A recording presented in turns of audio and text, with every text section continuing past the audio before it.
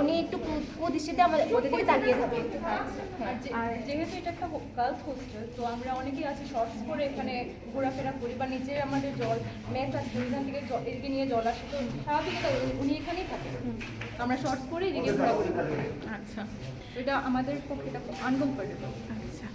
তো ওই ক্ষেত্রে আমি যে থাকি মানে আমার খাওয়া দাওয়া অসুবিধা হয়, তো এখানে থাকার জায়গা না দেখে আমি বলতে এখানে থাকি আর দাদা আপনি শিক্ষক হইয়া দীর্ঘদিন ধরে আপনি এখানে থাকতেছেন?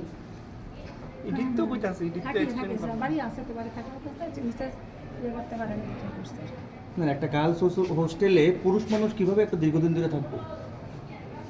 দিনের বেলাও থাকে। হ্যাঁ, আসা যাওয়া পরে বাড়ি কি করেন আপনি?